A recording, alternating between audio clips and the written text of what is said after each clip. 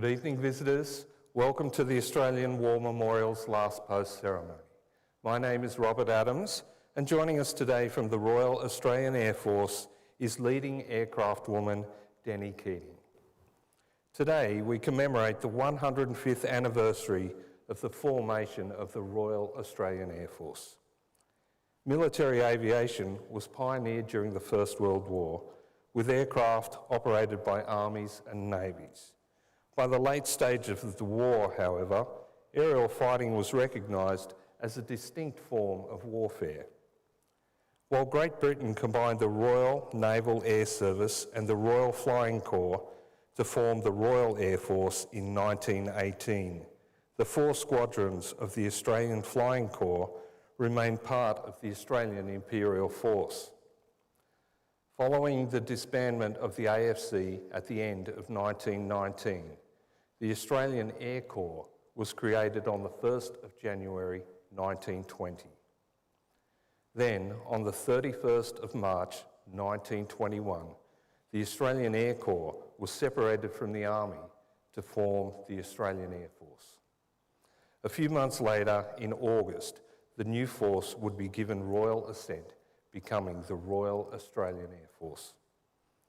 Over the past 105 years, the RAAF has established a proud record of service encompassing the Second World War, the Korean War and the Vietnam War, as well as more recent involvement in East Timor, the Solomon Islands and the Middle East. Thousands of Australians have served in the RAAF, operating in conjunction with other air forces across the globe.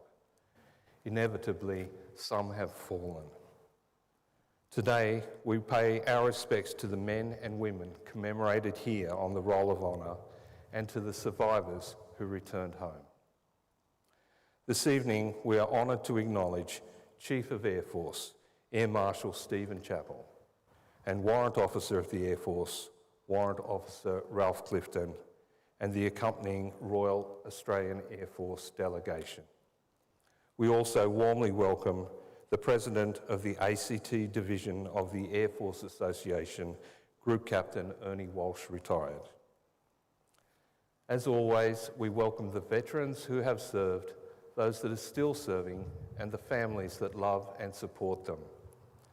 The live stream of this ceremony is made possible by the Returned and Services League of Australia and the RSL and Services Clubs Association. We welcome members who are watching the broadcast of this ceremony across Australia. During this evening's ceremony, wreaths will be laid at the base of the pool of reflection by visitors to the memorial and students on behalf of Careen Senior High School visiting from Careen, Western Australia, and students on behalf of St John Paul II Catholic College visiting from Schofields, New South Wales. Australia's Federation Guard is the tri-service ceremonial unit of the Australian Defence Force. They provide a ceremonial presence at civil and military events and during visits to Australia by foreign dignitaries. The Guard will now dismount the catafalque party from the tomb of the unknown Australian soldier.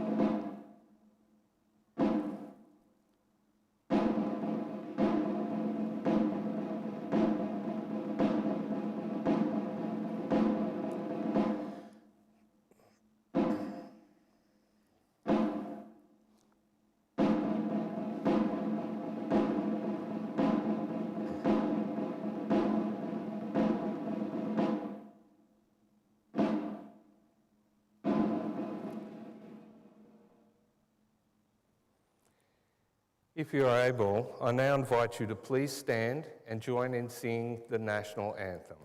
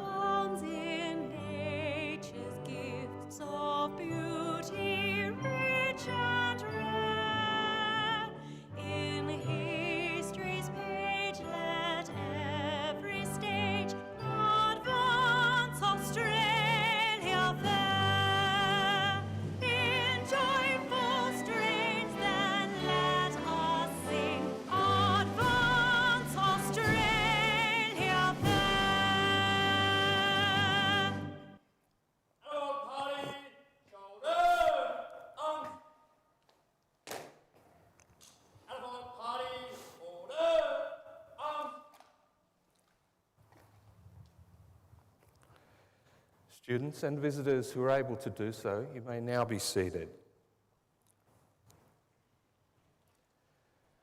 The Australian War Memorial was the vision of Charles Bean, Australia's First World War official historian. Bean landed with the Australian troops on Gallipoli and stayed with them at the front through to the end of the war. The idea of this national memorial and museum came to him at Pozières, France, in the depths of the bloody fighting of 1916. Bean's idea was that this would be a place where families and friends could mourn loved ones buried in faraway places. It would also be a place that could help all Australians understand what these men and women had endured and what they had done for us. Bean's vision, to which we remain true, is best expressed as inscribed in the entrance to the memorial's galleries. Here is their spirit in the heart of the land they loved, and here we guard the record which they themselves made. Tonight we will read the story behind just one of those on the Roll of Honour, which lists the names of more than 103,000 men and women who have given their lives for us in war and on operations over more than a century. But first we present a lament, Flowers of the Forest. Wreaths or floral tributes will now be laid at the base of the pool of reflection.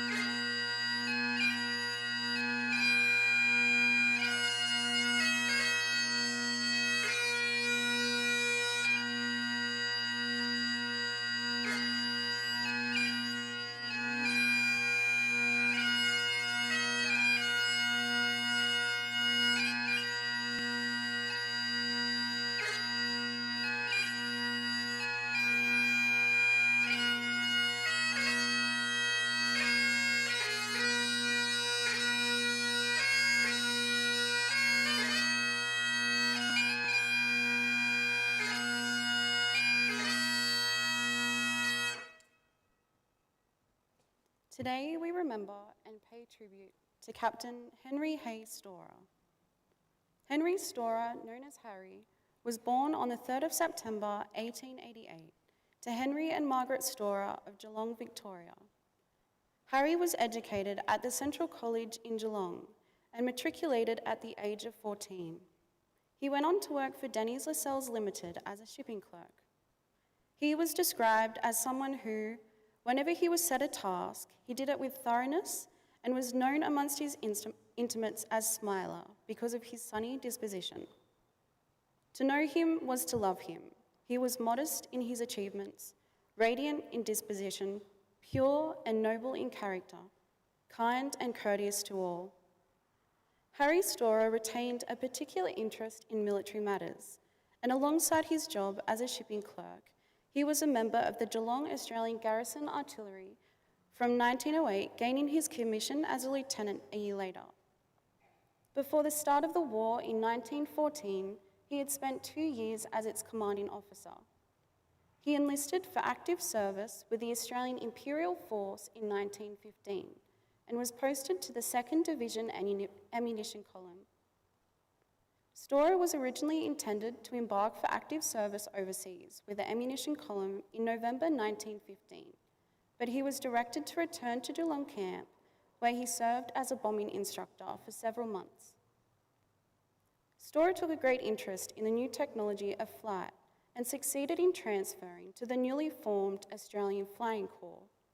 He undertook training at the Central Flying School at Laverton in Victoria and was granted a Royal Aero Club's aviator's certificate there in May 1916.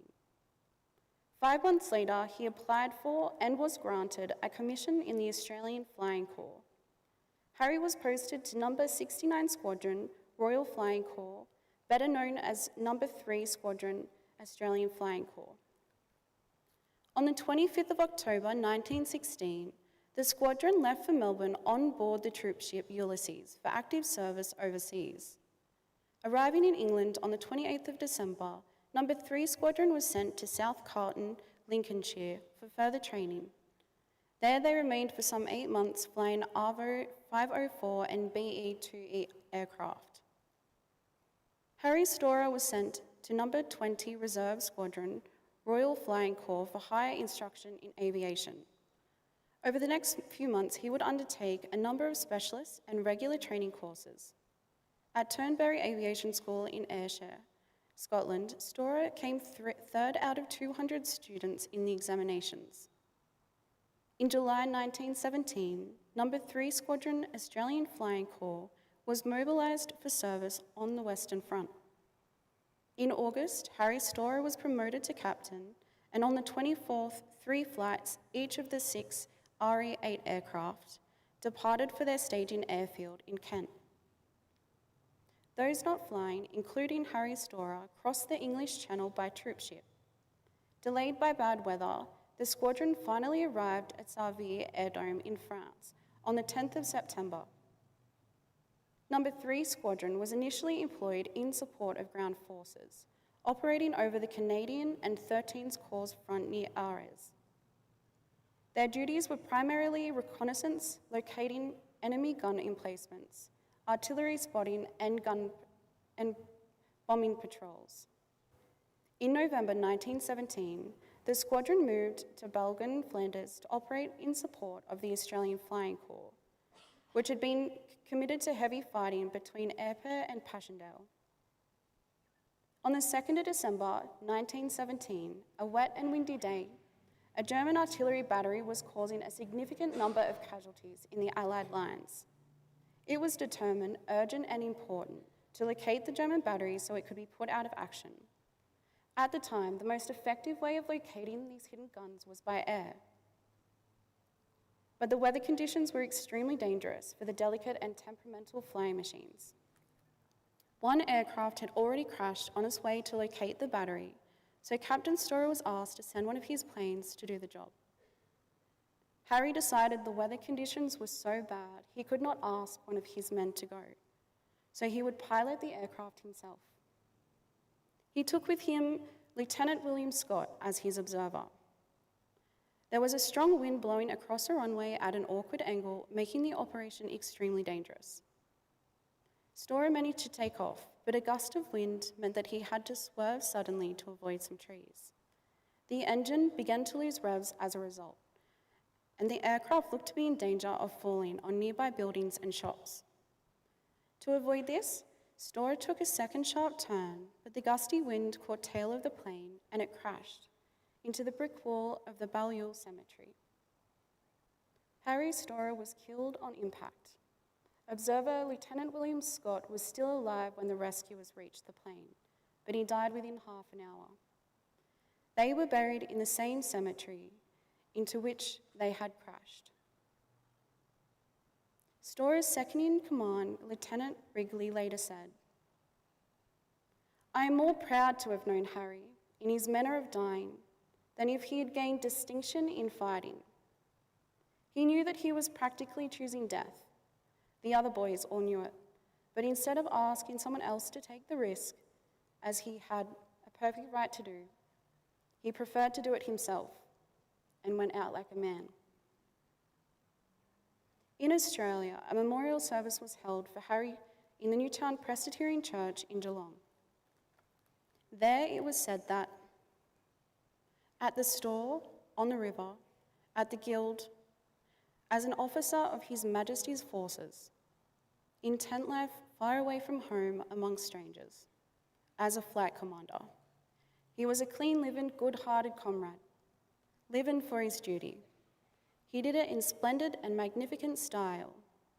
It was natural that such a man should find his place amongst the most imperative, adventurous, and highest type in the war, the airmen. Today, Haigh Storrer lies in the Balliol Communal Cemetery Extension next to Lieutenant William Scott, and underneath the simple epitaph, "Beloved eldest son of Mr. and Mrs. H.J.H. Storer of Geelong, Victoria." He was 28 years old. Harry was not the only Storer son to die in the war. His younger brother Murray had been killed in action at Gallipoli in 1915, at the age of 20. Storer Street in East Geelong is named in their honour and that of their sister Jessie, who served with the Australian Nursing Service. His name is listed on the Roll of Honour on my right, amongst almost 62,000 Australians who died while serving in the First World War. His photograph is displayed today beside the Pool of Reflection. This is but one of the many stories of service and sacrifice told here at the Australian War Memorial. We now remember Captain Haigh Storrer, who gave his life for us, for our freedoms, and in the hope of a better world.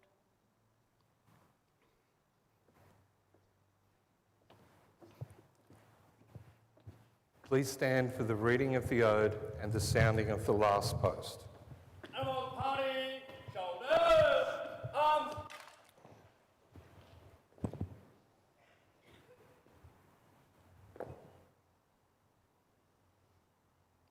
They shall grow not old, as we that are left grow old. Age shall not weary them, nor the years condemn. At the going down of the sun, and in the morning, we will remember them. We will remember them. Animal party, present, arms.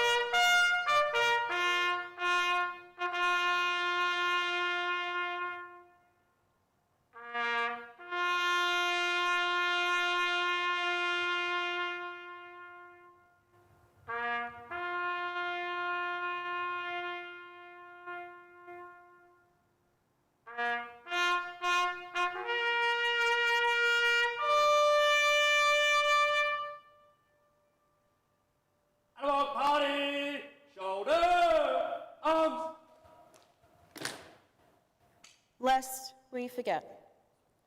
Lest we forget.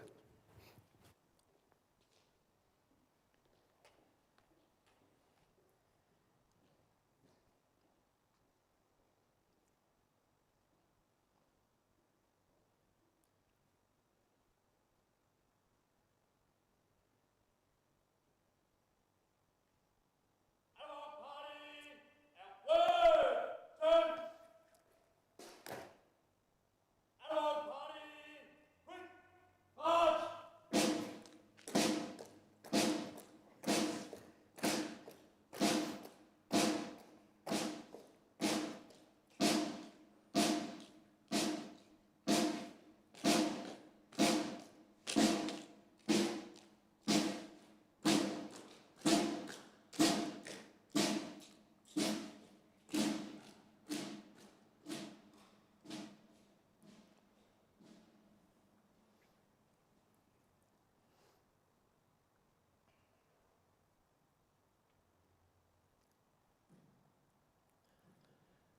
We leave you this evening with the words of the memorial's founder, Charles Bean. Many a man lying out there at Pozières or in the low scrub at Gallipoli, with his poor, tired senses barely working through the fever of his brain, has thought in his last moments, well, it's over. But in Australia, they will be proud of this. Ladies and gentlemen, girls and boys, that concludes the last post ceremony. On behalf of the director, staff and volunteers, we thank you for visiting the Australian War Memorial today and wish you all a very pleasant evening.